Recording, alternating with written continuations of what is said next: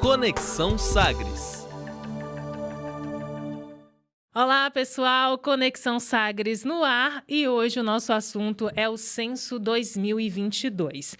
O IBGE divulgou os primeiros resultados do Censo 2022. Essa foi a 13ª operação do tipo realizada em território brasileiro.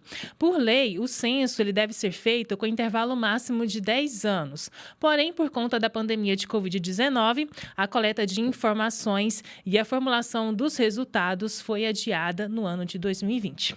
Para falar sobre esse assunto, o que é o censo, a importância dele para o Brasil, nós vamos analisar os primeiros resultados, falar dos impactos dele em termos de políticas públicas. Eu vou conversar a partir de agora com o Daniel Ribeiro de Oliveira, ele que é coordenador operacional do censo aqui em Goiás. Daniel, muito obrigada por estar aqui com a gente. Seja bem-vindo aqui ao Conexão. Muito obrigado. Nós que agradecemos por poder participar do seu programa. Está com a gente também o Leandro Oliveira de Lima, professor do Instituto de Estudos Socioambientais, na área de Planejamento Urbano e Regional, na Universidade Federal de Goiás. Leandro, muito obrigada também por estar aqui com a gente. Eu que agradeço, uma satisfação para nós poder conversar sobre um evento tão importante como a divulgação dos resultados do censo. E prazer conhecer o Daniel, prazer conhecer a você e também os telespectadores. Então, para começar, antes da gente falar desses resultados, eu queria que a gente explicasse para quem está acompanhando aqui o Conexão o que é o censo demográfico e também qual que é a importância dele. Por que o censo é tão importante? Olha, o censo demográfico ele é muito importante porque ele é a única pesquisa que visita, pelo menos essa é a intenção, de visita todos os domicílios do Brasil, seja na zona urbana, aqui na capital, nos pequenos municípios do interior, e a zona rural, né? Os locais de difícil acesso, favelas, e não falando só de Goiás, né? A Amazônia, o como é difícil, a aldeia indígena. Esse é o primeiro ano que a gente está... não é que não eram contados, mas é o primeiro ano que a gente está fazendo um questionário para os quilombolas, né? Então vai sair uma informação para quilombolas. Nós temos aqui em Goiás alguns quilombos. O mais famoso, que o pessoal conhece, é o quilombo lá de Cavalcante, né, dos Calungas. Mas tem Mesquita, em Cidade Ocidental. Aqui em Piracanjuba a gente tem quilombo. Em Aparecida de Goiânia, na zona urbana, nós temos quilombola. Enfim, são dados que retratam a realidade bem de perto. Então, o nosso recenseador é o único agente no Brasil que bate de porta em porta, à noite, fim de semana, procurando encontrar o domicílio, para trazer para a população um retrato atualizado de onde estamos e quem somos. E, junto com isso, nós aplicamos 2 questionários. Um questionário grande, que é para a população em geral, que traz os dados gerais, e ele está contido num questionário amostral em 11% da população que chega a fundo na vida do domicílio e seus moradores, né? Desde o tamanho do domicílio, quantos banheiros, quantos cômodos, quanto serve de dormitório. Quer dizer, então, primeiro nós fazemos um retrato dos domicílios, que tipo de domicílio é aquele, se ele é casa ou apartamento, se é próprio, se é alugado, enfim. Depois da gente definir qual o domicílio que a gente está pesquisando, partimos para os moradores e chegamos também a detalhes de faixa etária, faixa de renda, se sabe ler e escrever, qual o último curso que frequentou, e aí passa para a parte de educação, trabalho, religião, deficiência física e mental. Uma novidade desse censo também, que pela primeira vez foi pesquisado sobre o autismo. Então é um levantamento bem amplo, Se né? me permite um complemento, aqui depois da exposição do Daniel, nós estamos falando de um censo num país com dimensões continentais. Né? Isso, com certeza, por si só, já é um desafio. É um país com mais de 8 milhões de quilômetros quadrados e o censo visitou algo superior a 90 milhões de domicílios. É uma amostra muito significativa e do ponto de vista não de saber o que existe na realidade, como o Daniel colocou, no território nacional, ele também é um orientador de políticas públicas, né? E quando a gente fala de políticas públicas para o nosso ouvinte, telespectador, a gente está dizendo para onde vai o recurso que é recolhido de impostos, né? Tanto na escala municipal, estadual e federal. A gente está agora no meio de uma discussão, né, e com previsão de votação para amanhã, de uma nova reforma tributária. Então, essa informação do IBGE ela é central para dizer, determinar, a partir do perfil demográfico, para onde vai caminhar os recursos pelos próximos 10 anos. Né? Então, é de suma importância, num contexto em que a gente assistiu um pouco de perto um espírito de negação da ciência, né? Então também é um momento de celebração da investigação científica com a ampla validade respaldada nas grandes práticas de pesquisas internacionais. Como eu falei aqui no começo, o censo ele tem que ser feito, né, a cada 10 anos, esse intervalo máximo de 10 anos. E por conta da pandemia, mas também por questões orçamentárias, houve esse atraso. Isso já vai gerar algum impacto? Olha, eu acredito que tem um impacto no tempo em função desse atraso de um ano que poderia ser evitado, né, Daniel? Que foi o corte orçamentário. A questão da pandemia é compreensível do ponto de vista global, né? Ninguém no Instituto Brasileiro de Geografia e Estatística poderia imaginar, nenhum de nós poderia, na verdade, imaginar uma catástrofe como essa. Milhares de pessoas mortas pelo mundo e por aí afora. E durante a pandemia, no transcurso dela, a gente viu a importância e a centralidade dos dados do censo, especialmente na distribuição de vacinas. Eu imagino que a pandemia deixou um rastro pelo território, especialmente agora, depois que esses dados começaram a ser divulgados, no que tange ao acesso à saúde, né? Sobretudo as UTIs. A gente percebeu essa característica da distribuição do serviço público e isso, de algum modo, pode ter afetado também a distribuição dessa população pelo território. Vamos, então, para alguns números, né? Os primeiros dados revelados mostram que o Brasil ultrapassou, então, a marca de 200 milhões de habitantes, mas essa taxa de crescimento é a menor desde 1872, quando começaram os primeiros registros. O que a gente pode atribuir para essa queda da população ao longo dos anos? Pois então, eu estava aqui conversando com a Jéssica, minha mãe teve 10 filhos. E cada um dos meus irmãos foi já tendo muito menos. Os primeiros, os mais velhos, começaram tendo 5 filhos, 4, 3. Eu tenho 2. E os meus netos, os meus filhos já me deram poucos netos. Então é uma questão cultural e de economia mesmo, né?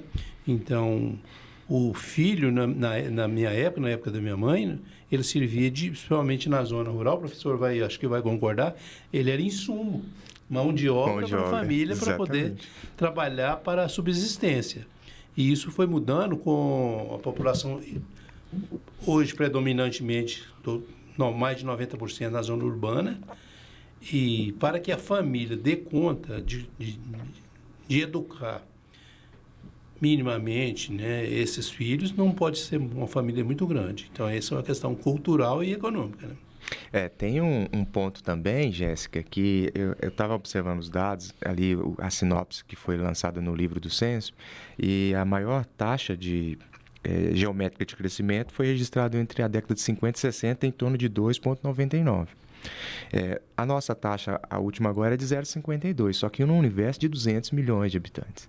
Embora essa taxa seja pequena, o incremento demográfico é considerável.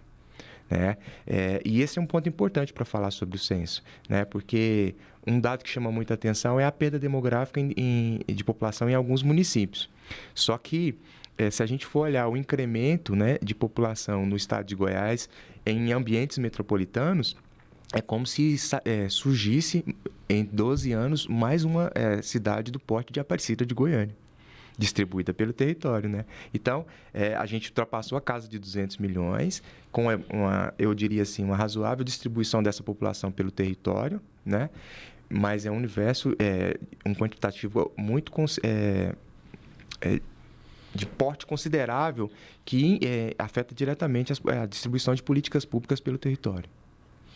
E essa queda, né, do crescimento da população, você acredita que, de alguma maneira também, ela pode impactar ou afetar a administração pública? O que pode mudar para a administração? Fazendo coro ao Daniel, eu sou da família que entrega menos filhos para os avós. Né? Eu só tenho um. Né? Eu penso que, voltando ao ponto da sua pergunta, essa informação ela é importante porque ela é norteadora de políticas públicas. Né? Todos os municípios que estão, por exemplo, em ambiente metropolitano devem necessariamente revisar seu plano diretor de 10 em 10 anos, no mesmo espírito de intervalo temporal do censo. Então, essa taxa de 0,52 ela tem um efeito significativo para as escolas em ambientes metropolitanos, por conta desse comportamento de concentração da população nessas áreas que o IBGE chamou agora de concentrações demográficas, e concentrações urbanas, melhor dizendo, e também para esses municípios pequenos, do porte de até 5 mil habitantes, em relação à manutenção dessas escolas nesses espaços. Né? Então, de algum modo, afeta diretamente, tanto para onde foi a população, como aquele município de origem, de onde ela partiu. Voltando um pouco aqui para os dados de Goiás, Daniel, a região centro-oeste teve destaque nesse censo 2022, com crescimento. No estado de Goiás também um crescimento de 17%, isso? 17,5% do estado de Goiás. A região centro-oeste cresceu mais do que... Foi a que mais cresceu, né? Superou a região norte, que até 2010 foi a norte que crescia mais. E dentro da centro-oeste... pela ordem é Mato Grosso, Goiás, Mato Grosso do Sul e Distrito Federal. Então, Goiás é o segundo em crescimento. Parece pouco, igual o Leandro estava falando, mas Goiânia, por exemplo, que em 10 anos ela cresceu 125 mil habitantes, que é maior do que o município de Formosa. E Aparecida de Goiânia, que tinha um crescimento muito grande de 91 para 2000, 2000 para 2010, houve uma acomodação. Ele passou, mas eu acho que não é mais cidade dormitório. Hoje a população que está lá já trabalha lá, já estuda lá, quer dizer, ele acomodou. Mas ele ainda cresceu 72 mil habitantes, que é um município de Goianésia. Então, assim, eles podem achar que está crescendo um pouco, mas é um crescimento muito, né? considerável. Né? E a gente registra aí, igual o Léo estava falando, essas concentrações urbanas, quando você pega aqui pensando Goiânia, indo para o lado, Senador Canedo para um lado, Trindade para o outro, Aparecida no lado sul, Herópolis, Goianira, que cresceu muito. Então, essa concentração urbana aqui, se considerarmos essa aí, o crescimento é muito, muito grande. Senador Canedo, a cidade que mais cresceu no Brasil, com mais de 100 mil habitantes. Sim. Nesse extrato, né, acima de 100 mil habitantes, Senador Canedo. Mas um caso que acho que não saiu pelo menos eu não li ainda, mas eu estava pegando os dados. É muito interessante o que aconteceu, por exemplo, com a Abadia de Goiás. E eu estava conversando com um colega da universidade. O incremento de população de Abadia é o dobro da população de 2010. Ela tinha 6 mil e algumas pessoas. E pouco, né? E só o incremento é superior a 12 mil. Imagina, Jéssica, o esforço que é agora para a gestão pública de Abadia, por transbordamento de Aparecida de Goiânia, muito provavelmente, ter que fazer gestão municipal com aqueles recursos. Né? Consequentemente, a FPM vai aumentar. Os mais diversos repasses governamentais vinculados à questão demográfica tende a recompor as receitas municipais. Mas você pega um município de 6 mil que agora vai para 19, né? Então, há uma grande movimentação, tanto do aspecto do arranjo político da gestão, quanto da dinâmica urbana desse município. Né? Então, Goiás... além de Senador Canedo, é claro, né? Mas Goianira também é a mesma coisa. né? Em variação percentual, primeiro é Abadia, depois Goianira e, em terceiro lugar, Senador Canedo. Então, esse incremento demográfico, ele movimenta muito na dinâmica interurbana, e eu concordo muito com o que o Daniel falou. Desde 2006, aproximadamente, a gente vem dizendo que essa expressão cidade-dormitório não tinha muita correspondência nesses municípios do entorno, em função, a gente está aqui, da distribuição da questão da indústria. Né? E o censo veio aí para confirmar essa hipótese que a gente vinha levantando. Né? Então, muito mais do que morar no periurbano da região metropolitana de Goiânia, é também ver a atividade da construção civil, né? Como Minha Casa Minha Vida movimentou esse entorno. Né? E a questão de planejamento mesmo, né? Para onde essas cidades vão crescer? Né? A gente já está aqui tão perto, Goiânia, Aparecida, Senador Canedo. Que tipo de impacto isso também pode causar? Parece que já não tem mais espaço, né? Esse é um desafio, né, para os gestores públicos dentro da dinâmica do planejamento. Eu acho que torna-se cada vez mais necessário e urgente incluir a população nas discussões que são feitas. Né? O Daniel colocou a informação da capilaridade de Goiânia na atração de população registrada no último censo, não só do ponto de vista da organização interna dessa população que saiu de alguns municípios para as franjas metropolitanas, como na polarização regional também. Os dados de 2018 da REGIC já davam conta da interferência de Goiânia nesse arranjo regional. Das macro-regiões brasileiras. Né? E isso chama atenção porque, ao mesmo tempo que a gente diz Aparecida não é uma cidade dormitório, Senador Canedo não é uma cidade dormitório, Goianira, Trindade não são cidades dormitórios, os gestores públicos têm responsabilidade sobre isso. Né? Então, o debate sobre o planejamento público, Senador Canedo, por exemplo, foi o que mais cresceu e ele está fora da bacia do Rio João Leite. Lá é municipalizado, né? Lá é municipalizado em função da instalação da Petrobras e tudo mais, mas isso é um município muito dinâmico do ponto de vista do mercado imobiliário. Né? Inclusive com instalação de chácaras, com grandes piscinas, com bombeamento, né? Condomínios, com bombeamento de água do lençol freático. Então, o esforço é gigante. Né? E a população precisa ser chamada para participar dessas grandes decisões. Se ele tivesse disponibilidade de água, teria crescido mais ainda do que cresceu. Porque eu sou de Senador Canedo. Eu morei lá a vida toda. Depois que eu me casei, eu mudei ano passado para Goiânia. E a falta de água já é um problema de muitos anos lá. Imagino agora. Mas você que é de lá e morou lá, você vê essa dinâmica, salta aos olhos, né? Gente, eu tenho 31 anos, né? Então, eu moro lá a vida toda. A gente falava que tinha 2 pontos de ônibus e 3 trieirinhos, minha mãe contava. Não tinha nada, a cidade cresceu assim, foi um boom, foi tão rápido que eu não me considero só pessoa velha ainda, mas a gente literalmente viu a cidade crescer. Que é incrível. Daniel, quais as outras principais mudanças demográficas aqui no estado? A gente está falando também do entorno de Brasília, né? Como ali ainda cresceu, né?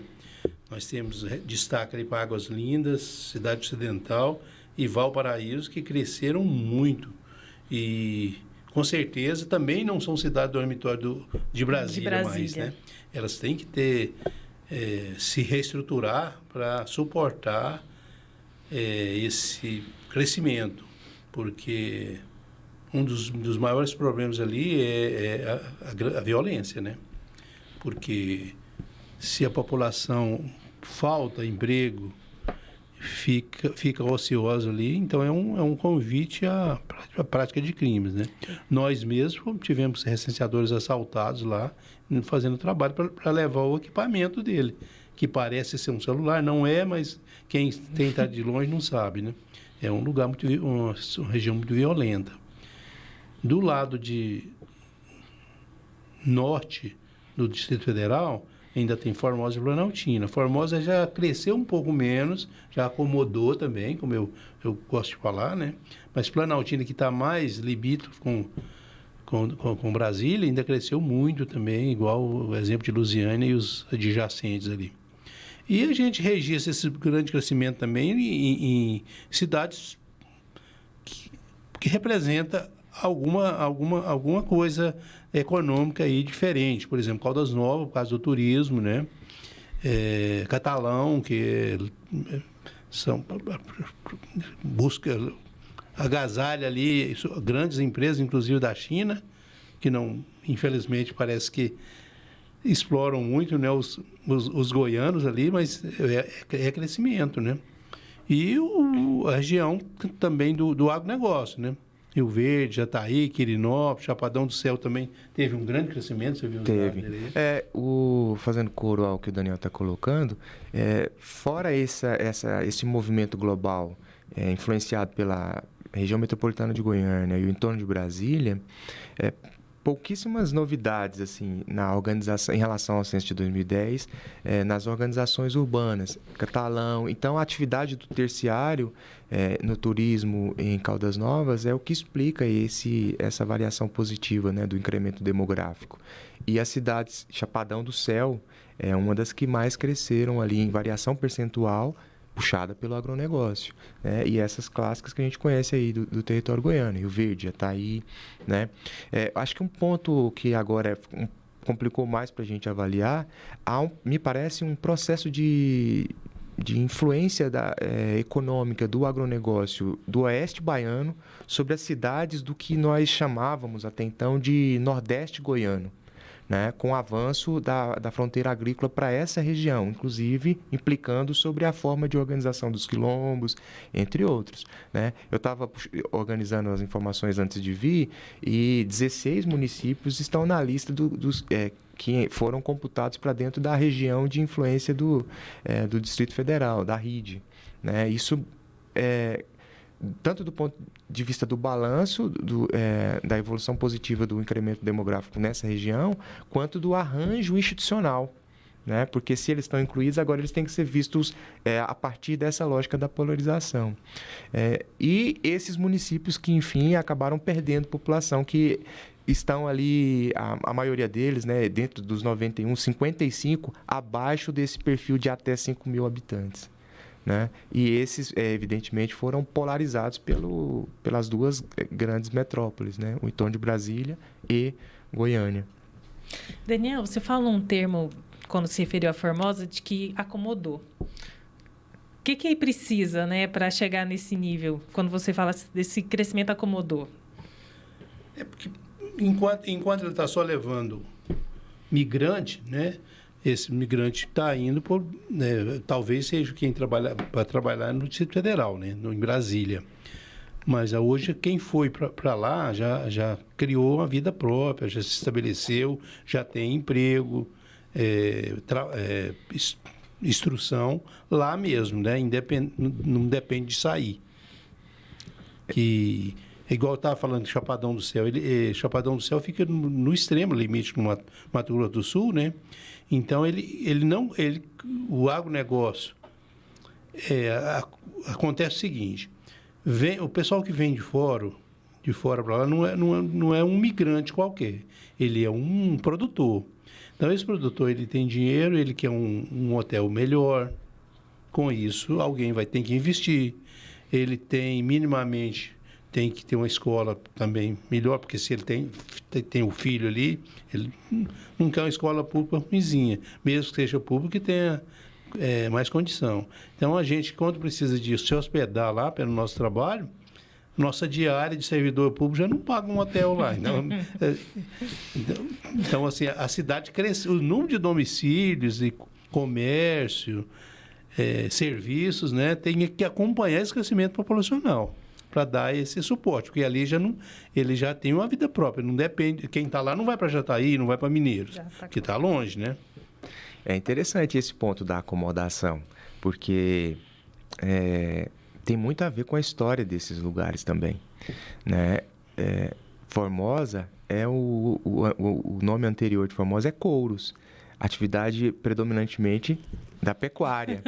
E mesmo estando ali na região de influência de Brasília, ela é uma cidade anterior a Brasília, desenvolveu inclusive as conexões com o Nordeste brasileiro, e a sucessão das políticas públicas e a instalação delas, como a Universidade Estadual de Goiás, o Instituto Federal de Goiás, e o seu parque de serviços de comércio, que fundamentam essa ideia de acomodação. Então, ela consegue ofertar serviços, comércio e uma atividade agrícola considerável que consegue atrair esses municípios de menor porte e não ter perda demográfica. Esse é um fato interessante sobre Goiás, que no Brasil se identificou algumas cidades, me corrija se eu estiver enganado, mas de porte de 100 mil com perda demográfica. E em Goiás, nenhuma cidade com porte superior a 100 mil teve perda de população. O que reitera um pouco dessa ideia de acomodação que o Daniel colocou. As nossas cidades, vou usar a expressão média por falta de uma melhor, porque isso é objeto de um amplo debate, mas elas têm uma característica de acomodação do ponto de vista da oferta de comércio, serviço, da educação, saúde, que levou vantagem, pelo menos na identificação do último censo. Goiás não registrou nenhum município com mais de 100 mil em termos de perda demográfica. Elas são atrativas, portanto, né? Só uma informação desse incremento de 1 milhão de habitantes, né? 1 milhão e alguns quebrados, para o estado de Goiás, cerca de 25% estiveram nessas cidades que nós estamos chamando de cidades que acomodaram a população. E tem alguns municípios de médio. No estado de Goiás, o que é pequeno, médio e grande, para nós é diferente de São Paulo, né? Mas dos médios municípios, eu ressalto aqui Niquelândia, que perdeu população por conta de uma única empresa grande de minério, né, que saiu de lá. E, então, com essa empresa de minério, que é indústria, tem várias que são prestação de serviço que sai junto, né? Busca outro local, que é a exploração de níquel. Eles fecharam porque não estava compensando. O minério é commodity, né? E perdeu valor e tal. E Minasul, que é vizinho também de Niquelândia, que foi de mineração também, e ela teve um crescimento na década de 2000 para 2010, que foi a usina de Serra da Mesa, que a sede é lá, né? Que levou muitos trabalhadores. Que tiveram que morar, porque eles demoraram 5 anos fazendo essa barragem. Então, com o término das usinas e cessar o amianto, né, que inclusive tinha sido proibido por lei, parece que agora está proibido ainda. Está proibido ainda, né? Agora eles começaram a descobrir alguns outros minérios lá, terras raras, que pode voltar a crescer, mas também tem motivos, né, de decréscimo por conta de mudança na atividade econômica. E aí entra mais uma cidade ali do entorno de Niquelândia. Eu não olhei especificamente, Daniel, lá pro norte, ali próximo de Minasul, mas o incremento demográfico de Goianésia é algo de 14 mil. E Niquelândia perde algo em torno de 7 mil. Nossa. Então, é muito provável que essa população que no momento anterior migrou para Niquelândia em função da oferta dos postos de trabalho tenha possivelmente voltado para uma cidade de acomodação. Alto Horizonte, que tem atividade mineira, cresceu bem, né? Então, como é muito dinâmico, e acho que são os dois pontos fora da curva, o Daniel tocou neles aí, Minasul e Niquelândia, desse universo de municípios com perda demográfica. Mas veja, o estado de Goiás ganhou 1 milhão de habitantes e os municípios que perderam juntos totalizam algo em torno de 41 mil habitantes. Né? É uma acomodação ali da população, objetivando saúde, trabalho e terceiro, educação, né? E a partir de agora a gente vai conferir também o depoimento do Johan Germando, nosso colega jornalista aqui no Sistema Sagres, ele que foi recenseador nesse último censo do IBGE. Então, foram 6 meses de experiência como recenseador, né? Eu atuei no Censo Demográfico 2022 do IBGE, de novembro de 2022 até abril de 2023.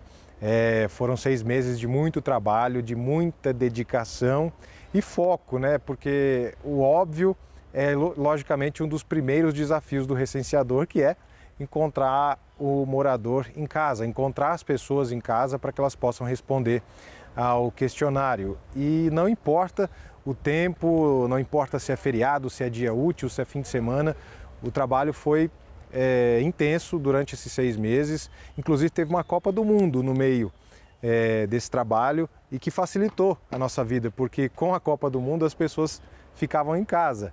E justamente nesse período a gente encontrou muita gente e foi muito bom esse período. Uma questão importante sobre o censo é que só trabalhando como recenseador é que a gente percebe os desafios, né, que os agentes enfrentam durante o censo demográfico, faça chuva, faça sol, seja dia útil, seja fim de semana, feriado, dia de jogo do Brasil na Copa, não importa. O recenseador vai às ruas para buscar respostas para os questionários que determinam não só a quantidade de pessoas, né, no país, mas também as políticas públicas que cada bairro, cada região das cidades necessita para que haja o desenvolvimento, né, por parte do poder público. Existem 2 tipos de questionários. Um questionário mais simples, que dura de 1 a 3 minutos no máximo. Existe um outro questionário que é mais amplo, tem aproximadamente 70 perguntas e a gente leva aí cerca de 10 a 15 até 20 minutos para responder esse questionário, dependendo da quantidade de pessoas que residem naquela unidade, na casa, no apartamento, enfim. E é justamente esse questionário de amostragem que é responsável por levar as políticas públicas para as cidades e para os seus bairros. Por isso é tão importante que os moradores respondam corretamente o censo demográfico, para que o poder público saiba quais as regiões que mais precisam da sua atenção e dos serviços, né, que vêm do poder público, ou seja, as políticas públicas. Tá aí o nosso depoimento, o Johan compartilhando um pouquinho da experiência dele como recenseador. E ele não colocou ali no vídeo, né, mas uma das reclamações é essa dificuldade, né, de ser atendido, de fazer o questionário. Parece que as pessoas têm uma desconfiança quando se fala em pesquisa, né, Leandro? Essa resistência de receber alguém, de responder um questionário, tem um certo negacionismo. Por que disso? Infelizmente, se tornou cada dia, está se tornando cada vez mais comum essa descrença da população nos elementos da investigação científica. Eu acho que isso ficou pior no final do pleito de 2019, com algum tipo de pesquisa eleitoral que apontava um resultado mais... Isso, assim, por má fé, porque ela foi corrigindo os rumos da estatística e meio que dando o tom do resultado. Depois, com a campanha de antivacinação e, junto com isso, veio esse espírito agora de não receber o recenseador, né? Infelizmente, pessoas do próprio Poder Executivo também deu vazão a esse tipo de argumento, né? Porque não é nenhuma informação, porque se pegar o dado bruto do IBGE, vai ver que a estatística está sustentando a pesquisa, a metodologia é muito consolidada, respaldada nos parâmetros internacionais. Eu acho que a ampliação do acesso à informação também, o excesso da informação, dificulta um pouco da compreensão mais... assertiva da população, né? Tem isso muita a gente informação viu, sem qualidade. A gente viu isso e a falsa informação, né? A fake news também atrapalha um pouco. Mas eu estou muito confiante de que cada vez mais, para o gestor público e para a população em geral, a gente está avançando do ponto de vista da informação consolidada. A gente tem agora o censo, mas tem o CAD único, tem o censo escolar, que são bases de informações muito consolidadas que podem nortear muito bem as políticas públicas, né? Então eu tenho essa confiança na pesquisa científica, né? E faço questão de sustentar a informação, assim, no ambiente da sala de aula, no contexto do planejamento urbano, do planejamento regional, né? E a população recebe isso da melhor forma possível, que é nos repasses de recursos. Eu acho que não tem motivos para a gente depreciar um censo. Pelo contrário, a gente tem que elogiar. Eu tive a sorte, viu, Daniel, de receber o recenseador em 2000, em 2010 e em 2022. E, assim, são sempre muito bem tratados, são sempre muito solistas, é uma equipe muito bem preparada, né? Apesar dos pesares, dos cortes orçamentários, que atrasou um pouco mais o censo, eu penso que essa experiência é muito importante para o conjunto da sociedade. Nós ficamos desentendidos na questão do recenseador, da dificuldade de encontrar recenseador que a gente teve. Nós tínhamos para Goiás 6.500 vagas para recenseador. Chegamos a treinar esse número, mas ele terminava o treinamento, recebia ali uma ajudazinha que a gente dava para o treinamento e ia embora, não pegava. Então, Por quê? Eu não sei, ele trabalha, porque ele não tem salário. Então, não sei se eles entram pensando... É por demanda. Ele por questionário que ele preenche, né? Então, por isso que o depoimento do seu colega ali, foi recenseador, não tem fim de semana, não tem feriado, à noite, você tem que insistir, porque esse número de domicílios que a gente conseguiu encontrar, felizmente, né, nós superamos a 96% de entrevistas realizadas, né? E desses aí, 99% desse percentual foi de entrevistas presenciais. Infelizmente, pela internet, aí não rendeu muito. E algumas por telefone. Às vezes o recenseador passava, a pessoa não tinha tempo naquele momento, ela agendava e fazia por telefone. E depois, no final também, nós disponibilizamos o 137, que a pessoa ligava para a gente, ou o recenseador ia na casa dele, ou podia fazer por telefone. Então, assim, é muito difícil, foi demorado, duramos 10 meses, porque a gente precisava de encontrar essa população que estava difícil, viu? Queria não. E o que acontece com a pessoa que não responde, se recusa a responder o questionário? Olha, essa aí é uma história longa, né? Porque nós temos uma lei, que inclusive ela é da época do militarismo, que ela é de 68, que toda pessoa é obrigada a prestar as informações para o IBGE. E a multa prevista, naquela época, inclusive no texto da lei, diz salários mínimos regionais, até 10 salários mínimos. E no caso dele ser reincidente, até 20. Então, quer dizer, hoje seria 13, 26 mil reais, né? Mas nós buscamos, temos muito mais interesse em conseguir a informação do que multar a população. Porque se um processo de aplicação de uma multa, você tem que autuar, dar prazo de defesa, né? Então, e acaba que no final ele pode até não pagar e não responder. Aí vai ter que ajuizar, ir para a dívida ativa da União. Então, não interessa, nós queremos o dado, né? E eu queria aproveitar a oportunidade também para falar de um dado que ele não saiu agora, deve sair próximo, que eu acho um dado muito importante que a gente faz antes de entrevistar as pessoas, que é a coleta da infraestrutura urbana das cidades. Então, nós aí tem uma pesquisa que traz por face de quadra o que tem na zona urbana. Asfalto, iluminação pública, rampa cadeirante, sinalização para bicicleta, se tem calçada aí, se tem obstáculo na calçada, que infelizmente a gente quase não acha uma quadra que o cadeirante anda nela toda, né? Tem muito obstáculo. Árvores. Então, é uma pesquisa que vai ser divulgada também, que traz uma infraestrutura das cidades que é muito interessante. E você falou também, Daniel, aqui, antes da gente começar a gravação, de uma projeção para 2050 da população começar a decrescer. Queria que a gente falasse um pouquinho disso, porque hoje a gente tem mais crianças e jovens, né, trabalhando do que idosos. Então, isso quer dizer que vai mudar futuramente, né?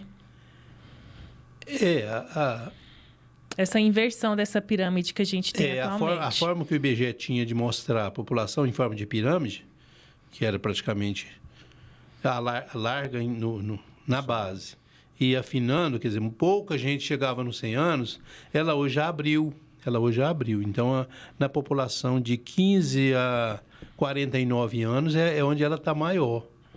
Então, a gente tem menos nascimento e tem mais longevidade, né? A expectativa de vida tem aumentado. Então, o vértice dela também já não está tão fino, ela abriu. E esse crescimento, que igual você mesmo já disse aí, que desde 1872 é o menor dos 13 censos, a tendência é que ele continue diminuindo. E o IBGE, além de estimativas que ele faz anualmente, ele faz projeções a nível de Estado, projeção total, homem e mulher. É a projeção que em 2050 o Brasil começa a diminuir, a população ao invés de aumentar. É interessante esse ponto, Jéssica, porque esse comportamento da pirâmide que o Daniel está colocando também tem muito a ver com o avanço do estado de bem-estar social sobre o território brasileiro, especialmente com vacinas, né, com distribuição de infraestrutura de saúde. Né? Hoje, a criança nasce no Brasil e ela tem acesso à vacina. Né? E isso explica muito do comportamento da pirâmide. Né? O Daniel estava falando sobre a questão da microcefalia, essas etapas que uma doença torna-se mais ou menos recorrente, né? Inclusive, voltando no ponto da desinformação, um movimento amplo e disseminado pela internet de antivacina que vai levar a vai ter reflexo sobre a estrutura demográfica. Né? Por isso que é importante a boa informação, a informação consolidada, baseada no princípio científico, porque ela também explica não só a pirâmide, mas em paralelo com esse avanço do estado de bem-estar social pelo território, vacinando crianças indígenas, vacinando crianças quilombolas e evitando a propagação de doenças. Né? E agora, recentemente, a gente estava vendo doenças que já estavam praticamente erradicadas e, em função dessa propagação de fake news e disseminação de falsa informação, doenças retomando. Isso tem um efeito direto sobre o comportamento demográfico da população ao longo do tempo. Né?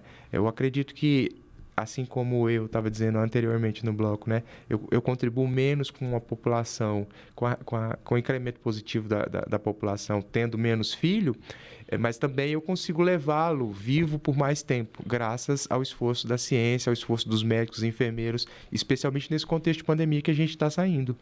Né? Então, isso é muito importante. E no futuro, então, a gente vai ter uma população com menos crianças e jovens, e uma força de trabalho menor, né? Vai ser mais idosos.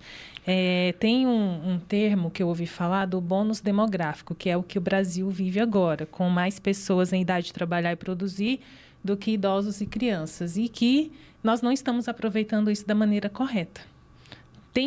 O que deveria ser feito para aproveitar esse momento em que há uma faixa etária de jovens e adultos com capacidade de produtividade, força de trabalho, já com essa projeção futuramente de uma força de trabalho menor? O que a gente poderia estar fazendo agora para aproveitar esse bônus?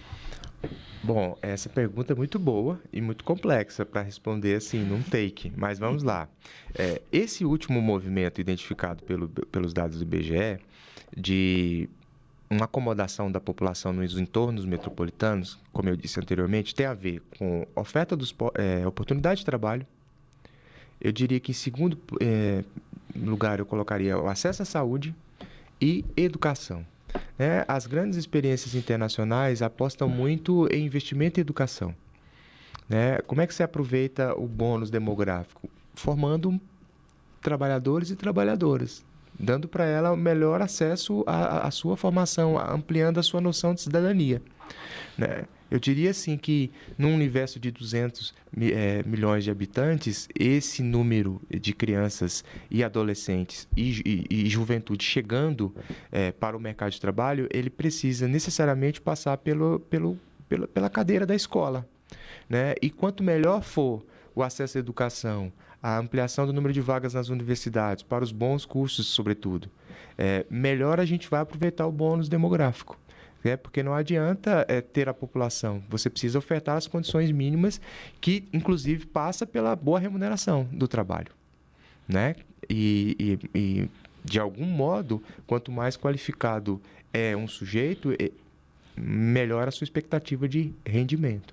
né, de salário. Então, essa é uma pergunta muito complexa que tem muito a ver sobre as opções políticas que a gente toma, né, nesses momentos de troca de governo, mas nenhuma delas vai escapar, voltando ao ponto do bônus demográfico, se não for pelo acesso a uma educação de qualidade, né? E por isso que é importante valorizar o trabalho do Instituto Brasileiro de Geografia e Estatística, porque é o conjunto da ciência. Se a gente está aqui e a gente está falando de algo que é palpável, que vai orientar as próximas políticas públicas, a gente está fazendo uma deferência à ciência. E o bônus demográfico não pode fugir disso. Daniel, em relação também às próximas divulgações do IBGE, a gente teve esse primeiro resultado, os primeiros mais relacionados a crescimento, né? A gente ainda não tem um calendário, mas você já falava aqui para a gente que vai ter muita informação ainda para sair. Muita informação. Pelo o que eu estive participando da entrega, né, do censo lá pela presidência do IBGE, lá no Rio de Janeiro, no dia 28 agora, e a gente ouviu lá que os próximos agora seria homem e mulher, urbano e rural, que ainda não saiu, é coisa simples também, já está pronto, né? Alguma informação que não saiu separadamente sobre indígenas, quantas indígenas foram contados, quantas línguas, quantas etnias, né? Isso a nível de município também. Favelas, que nós chamamos de o aglomerado subnormal, tem um nome bonito, né? E que o IBGE acredita que fez muito melhor cobertura agora nas favelas, né? Teve ações aí do Favela no Mapa, com a participação da CUFA, do Data Favela, até a nossa ministra de Planejamento esteve lá na Heliópolis, São Paulo, né, falando no microfone lá para o pessoal para atender o IBGE, que não é fácil. O IBGE entrou na Rocinha, no Alemão, lá no Rio. Aqui a gente não tem favela, assim, com mais violência, mais perigosa, mas temos, né? E tem muitos municípios aí em torno de Brasília tem, Goiânia tem, Aparecida tem, Anápolis tem, né? Caldas Novas tem favela, então, assim... O que não é aquela favela de morro, desculpa. Mas é um domicílio um pouco improvisado e falta de algum serviço público, ou asfalto, ou água, ou esgoto, e a posse da terra, né? Então, assim, as famosas invasões que nós temos aqui, que é um termo, acho que de Goiás, né?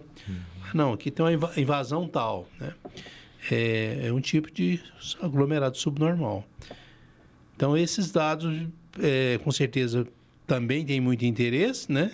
E, em seguida, eu acho que já começa a sair os que eu digo assim, de mais fortes, né? Que essa população por faixa etária, por exemplo, ela está pronta também, né? É só tabular. E é muito importante, né? Principalmente para as matrículas e vacinação, né? Já de cara tem duas coisas públicas aí que precisam muito desse dado. E religião, cor ou raça, e também aí depois de cor ou raça tem recorte de tudo quanto de renda, de de escolaridade, né? Por cor ou raça, por religião. Então, vamos cruzando os dados. Continua até saindo 2024. até 2024. Leandro, a gente já está aqui caminhando para o final do nosso Conexão. Já agradeço aqui a participação de vocês e deixo aqui o espaço para as considerações finais, começando por você, Leandro. Eu que agradeço a oportunidade de poder estar aqui com vocês para falar sobre um assunto tão importante. Eu penso que, do ponto de vista da população em geral, assusta muito, né, esse movimento de perda demográfica em determinados municípios. E eu diria assim que esse é um movimento natural, próprio dos sujeitos, né? Você estava dizendo que foi criado Senador Canedo e hoje está em Aparecida, né? A gente se desloca no cotidiano. E esse movimento não deveria assustar tanto. Talvez esse de não prestar a informação correta seja muito mais relevante para deixar como uma mensagem final. Acho que quanto melhor a informação à disposição do poder público para orientar a política pública, melhor a gente acaba de algum modo contribuindo para a construção de um país melhor, né? Eu encerro também dizendo que esse é um momento de celebração da ciência, né? Enquanto tem gente acreditando que a Terra é plana, o IBGE está aí varrendo um território de dimensões continentais, trazendo uma informação consolidada que pode ser muito útil, né? E que deve ser muito útil para o gestor público, né? A gente conheceu várias prefeituras na própria região metropolitana que sequer tinham um cadastro imobiliário atualizado. Basta pegar os dados que serão desagregados agora, conforme o Daniel colocou, pelo Instituto Brasileiro de Geografia e Estatística, para poder montar esse cadastro imobiliário, pensar em políticas mais justas e equânimes para a população de Senador Canedo, por exemplo, que não tem água, né? Eu acho que isso é importante. Qual a população de Senador Canedo que não tem acesso à água? Onde é que ela mora? Em que bairros elas estão? Por isso que é importante, né, a gente prestar uma informação correta e valorizar o conhecimento científico que está à nossa disposição. Quero parabenizar o IBGE aqui na pessoa do Daniel, a TV Sagres e agradecer o convite. Muito obrigada, Leandro Oliveira Lima, professor do Instituto de Estudos Socioambientais na área de Planejamento Urbano e Regional da UFG. Agradeço também o Daniel Ribeiro, coordenador operacional do Censo em Goiás. Muito obrigada, Daniel.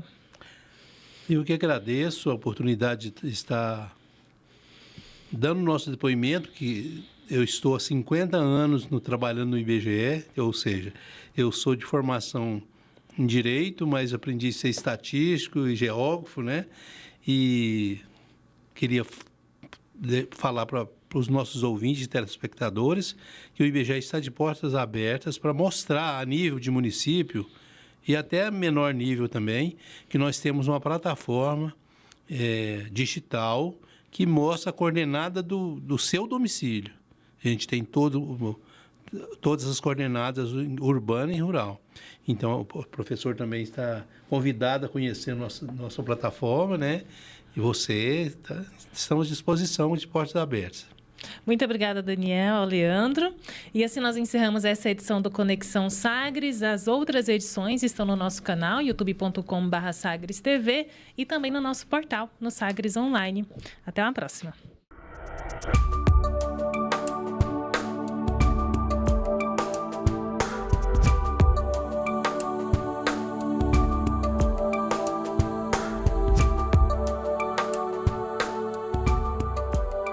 Conexão Sagres.